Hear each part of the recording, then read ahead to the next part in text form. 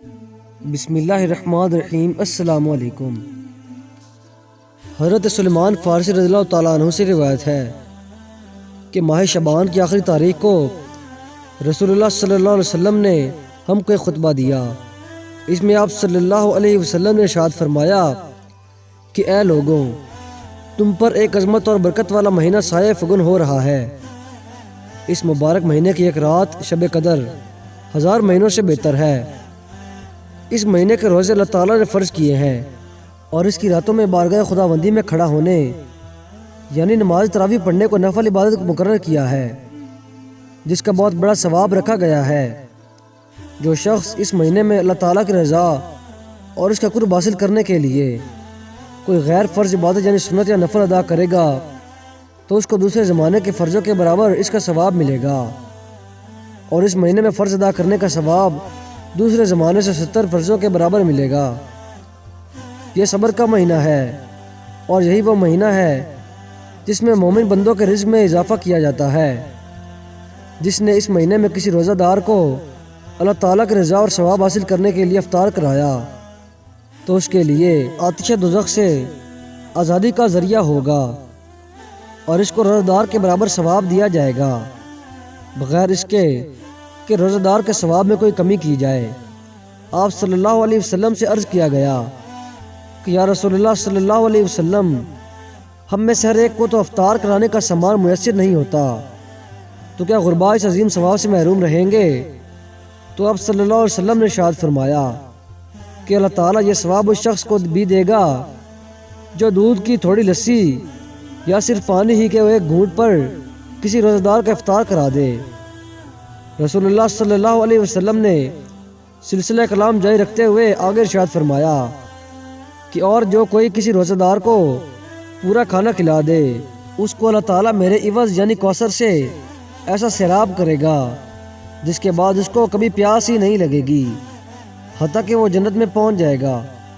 اس کے بعد آپ صلی اللہ علیہ وسلم نے ارشاد فرمایا کہ اس ماہ مبارک کا ابتدائی حصہ رحمت ہے اور درمیانی حصہ مغفرت ہے اور آخری حصہ آتش دوزخ سے آزادی ہے۔ اس کے بعد آپ صلی اللہ علیہ وسلم نے ارشاد فرمایا اور جو آدمی اس مہینے میں اپنے غلام و خادم کے کام میں تخفیف اور کمی کر دے گا اللہ تعالیٰ اس کی مغفرت فرما دے گا اور اس کو دوزخ سے رہائی اور آزادی دے گا۔ اس خطبہ نبی صلی اللہ علیہ وسلم کا مطلب اور مدعا انتہائی واضح ہے۔ اس خطبہ میں آپ صلی اللہ علیہ وسلم نے ماہ رمضان کے حوالے سے بہت ساری برکتوں اور رحمتوں کا ذکر ارشاد فرمایا ہے۔ اس میں رسول اللہ صلی اللہ علیہ وسلم نے رمضان کی سب سے بڑی اور پہلی فضیلت یہ بیان فرمائی کہ اس ماہ مبارک میں ایک ایسی رات ہوتی ہے جو 1000 دنوں اور راتوں سے نہیں بلکہ 1000 مہینوں سے بہتر ہے۔ یہ بات جیسا کہ ہم سب کو معلوم ہے کہ سورۃ القدر میں تفصیل سے بیان کیا گیا ہے، بلکہ یہ پوری سورت ہی اس مبارک رات کی عظمت اور فضیلت کے متعلق ہے، اور اس رات کی عظمت و اہمیت کو سمجھنے کے لیے بس یہی بات کافی ہے۔ اور رمضان المبارک کی رات میں نماز تراویح اور اسی قسم کی دوسری نسنتوں اور نفل عبادتوں کے لیے شب بیداری کو نفل قرار دیا گیا ہے، لہٰذا جس نے شب بیداری اور نماز تراویح وغیرہ پڑھی اور عظیم اجر و ثواب سے نوازا جائے گا، اور جو شخص یہ ترک کرے گا وہ نہ صرف یہ کہ خیر و بھلائی کی سعادتوں سے محروم رہے گا۔ اسی طرح آپ صلی اللہ علیہ وسلم نے ارشاد فرمایا کہ نفل نیکی کا ثواب فرض نیکی کے برابر اور ہر فرض کا ثواب 70 گنا زیادہ ملنا یہ رمضان المبارک کے ہر دن اور ہر رات کی برکت اور فضیلت سے ہے۔ پھر آپ نے فرمایا کہ یہ مہینہ صبر اور غم خواری کا ہے، کیونکہ روزے کا ایک بنیادی مقصد یہی ہے کہ ہمیں صبر و تحمل اور بردباری کی عادت ہو، اور جو چیزیں نفس کو مرغوب ہیں انہیں اپنی مرضی سے ترک کرنا آ جائے۔